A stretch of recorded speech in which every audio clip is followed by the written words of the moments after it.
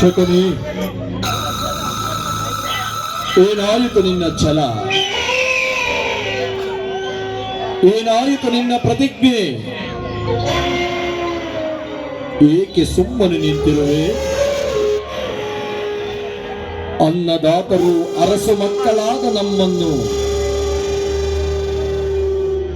ಕತ್ತಲೆಯ ಕಾರಾಗೃಹದಲ್ಲಿ ಕೊಂದಂತಹ ಆ ದುರುಳ ದುರ್ಯೋಧನನ ಮನೆ ಸೇರಿ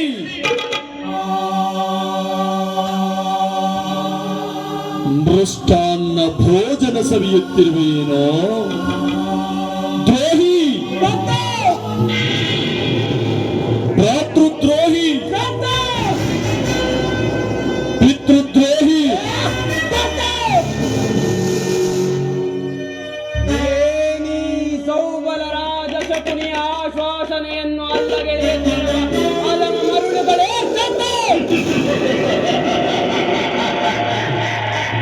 ಮನಸ್ಸಿನ ದುಸ್ಸಹ ಚಿಂತಾಗ್ನಿಯಿಂದ ನನ್ನ ಶರೀರವೇ ಏನೇ ಕುಕ್ಷಿ ಬಗೆವ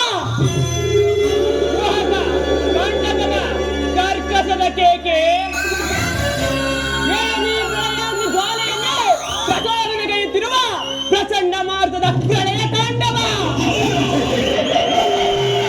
ಪ್ರಚಂಡವನ್ನೇ ಕುಕ್ಷೀಕತೆಯಿಂದ ತಲ್ಲಣಿಸುವಂತೆ ಮಾಡಬಲ್ಲ ಪ್ರವೀಣ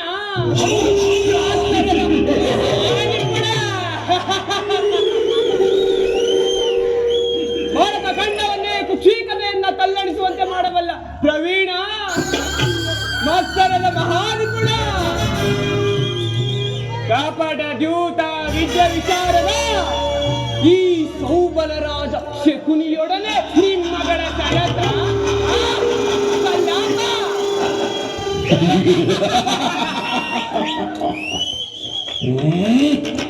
ಓ ನನ್ನ ಗಾಂಧಾರ ವಂಶಕ್ಷಯಕ್ಕೆ ಕಾರಣನಾದ ದುರ್ಮತ್ತ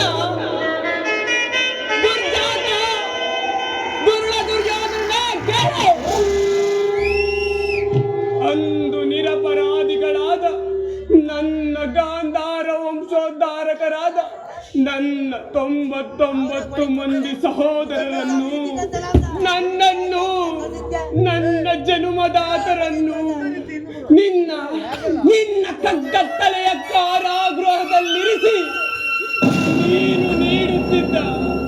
ನೀನು ನೀಡುತ್ತಿದ್ದ ಚಿತ್ರ ವಿಚಿತ್ರವಾದ ಕಟು ಶಿಕ್ಷೆಗಳನ್ನು ಸ್ಮರಿಸಿಕೊಂಡರೆ